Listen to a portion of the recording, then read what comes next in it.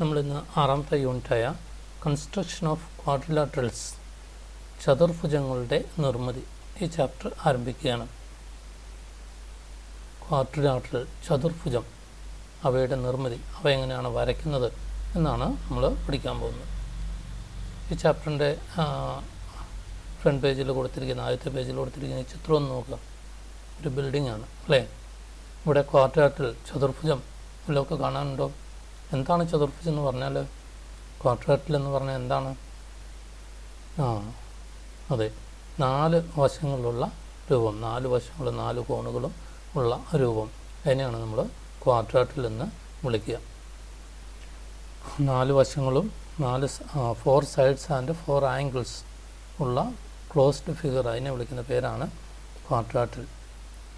ഈ ബിൽഡിങ്ങിൽ ക്വാഡ്രിലാറ്ററൽ വല്ലതും ഒക്കെ കാണാനുണ്ടോ? ഉണ്ട് അല്ലേ? ഒരുപാട് ക്വാഡ്രിലാറ്ററൽ നമുക്ക് ഈ ബിൽഡിങ്ങിൽ കാണാനായിട്ട് പറ്റും അല്ലേ? അപ്പോൾ ഇതെങ്ങനെയാണ് ക്വാഡ്രിലാറ്ററലൊക്കെ നിർമ്മിക്കുന്നത്, അത് ആണ് നമ്മൾ ഈ ചാപ്റ്ററിൽ പഠിക്കാൻ പോകുന്നത്. Classification. We have seen different kinds of quadrilaterals. Let us look at their properties once more.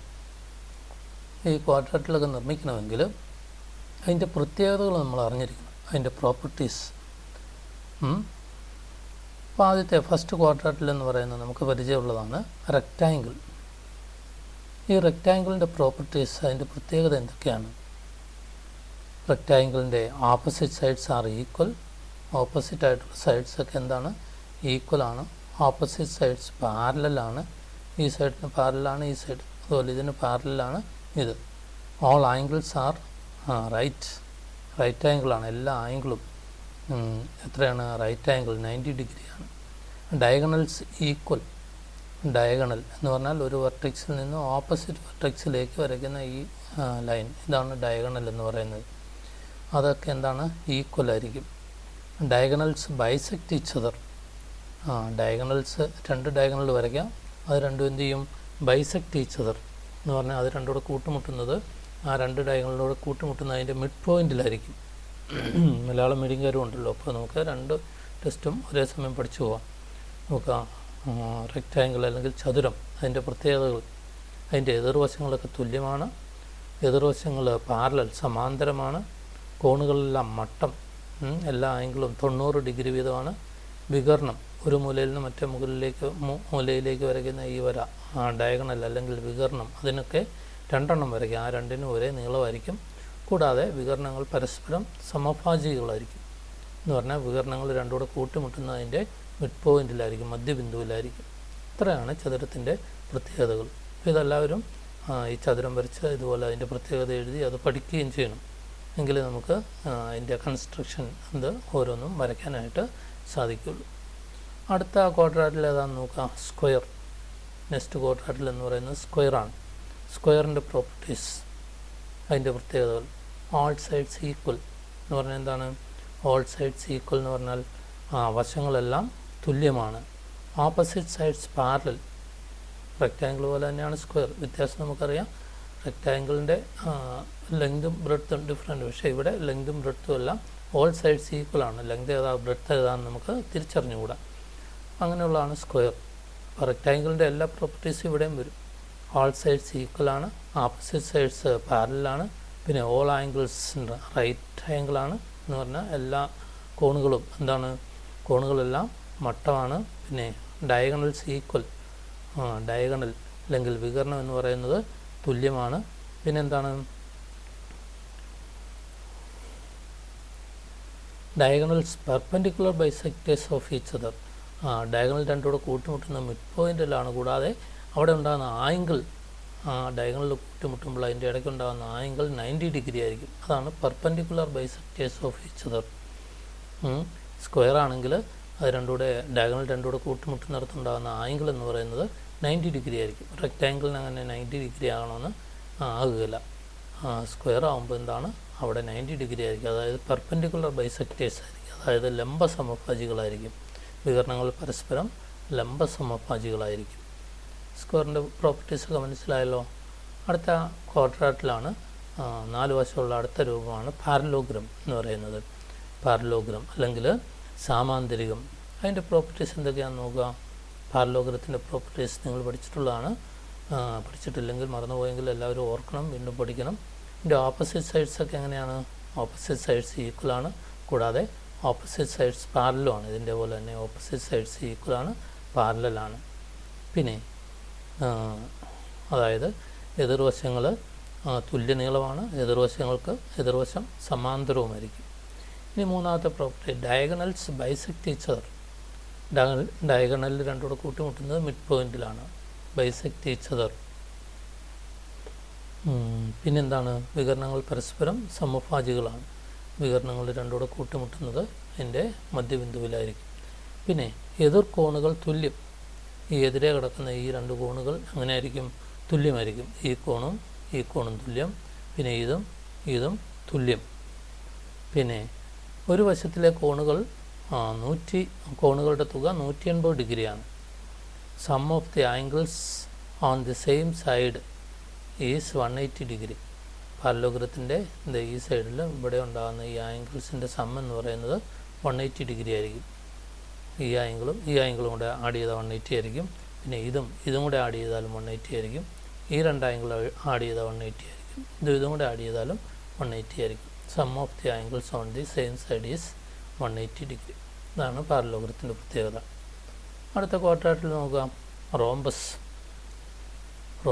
Parallelogram റോംബസും തമ്മിൽ എന്താണ് വ്യത്യാസമുള്ളത്? റോംബസിൻ്റെ പാരലോഗ്രത്തിൻ്റെ ഓപ്പോസിറ്റ് സൈഡ്സ് ഈക്വലാണ്. റോംബസ് എന്ന് പറയുമ്പോൾ ഓൾ സൈഡ്സ് ഈക്വൽ ആയിരിക്കും, എല്ലാ സൈഡ്സും ഈക്വലാണ്.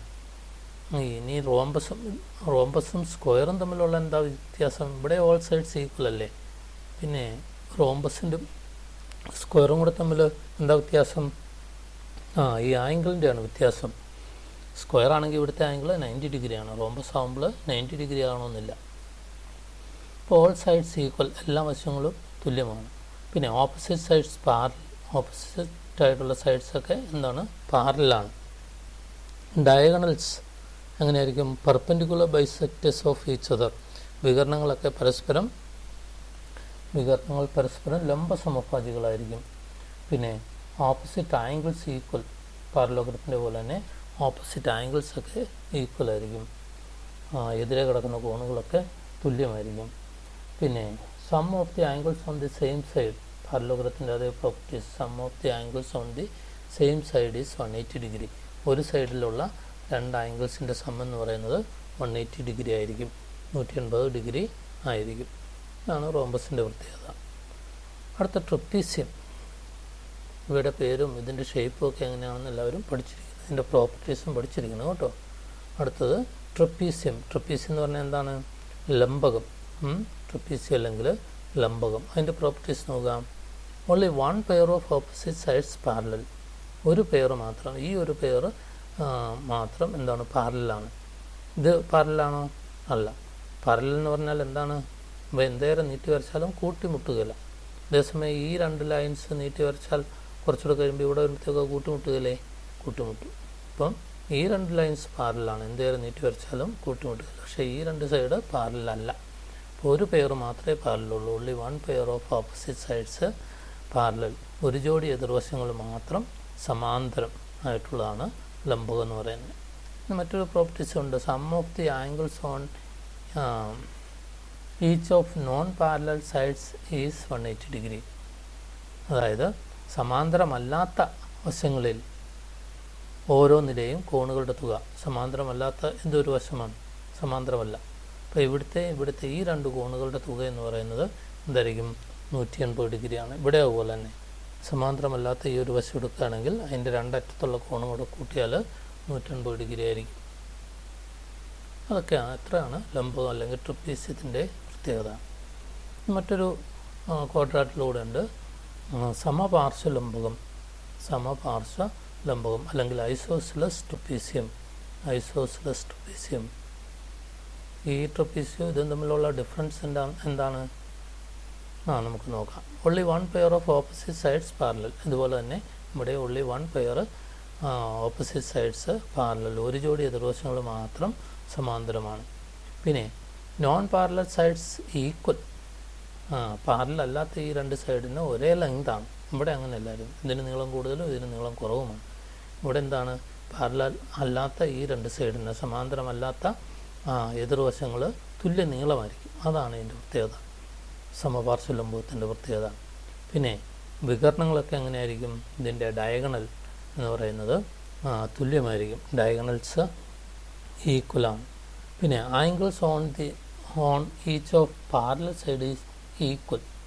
പാരലലായിട്ടുള്ള ഈ സൈഡിലെ ആംഗിൾസ് ഒക്കെ എങ്ങനെയായിരിക്കും, ഈക്വൽ ആയിരിക്കും. ഈ രണ്ട് ആംഗിൾസ് ഈക്വൽ, ഈ ആംഗിൾ ഇതിനോട് ഈക്വൽ ആയിരിക്കും. പിന്നെ മുമ്പത്തെ അതേ property, sum of the angles on non parallel side is 180 degree. ഇവിടെയുള്ള അതേ പ്രോപ്പർട്ടി, നോൺ പാരലലായിട്ടുള്ള സൈഡിലെ ആംഗിൾസിൻ്റെ സം എന്ന് പറയുന്നത് 180 ഡിഗ്രിയാണ്. സമാന്തരമായിട്ടുള്ള വശങ്ങളിൽ ഓരോന്നിലെ കോണുകൾ തുല്യമാണ്. പിന്നെ തുല്യവശങ്ങളിൽ ഓരോന്നിലെയും കോണുകളുടെ തുക, തുല്യവശങ്ങളിൽ ഓരോന്നിലെയും കോണുകളുടെ തുക 180 ഡിഗ്രിയാണ്. ഈ സമാന്തരമല്ലാത്ത ഈ രണ്ട് വശം ഉണ്ടല്ലോ, അത് തുല്യമാണല്ലോ. ആ രണ്ട് വശങ്ങളിലെ കോണുകളുടെ തുക, ഇവിടുത്തെ കോണും ഇവിടുത്തെ കോണും കൂടെ കൂട്ടിയാൽ 180 ഡിഗ്രിയാണ്. ഇത്രയാണ് സമപാർശ്വലംബത്തിൻ്റെ പ്രത്യേകത. അപ്പോൾ നിങ്ങൾ എന്ത് ചെയ്യണം, ഈ നോട്ട് ഇതുപോലെ തന്നെ എല്ലാവരും എഴുതണം. ഇത് ഞാൻ തരാം, നിങ്ങൾ ഇത് അതേപടി പകർത്തി എഴുതി ഇത് പഠിക്കുകയും ചെയ്യണം. ഓക്കെ, ശരി എന്നാൽ.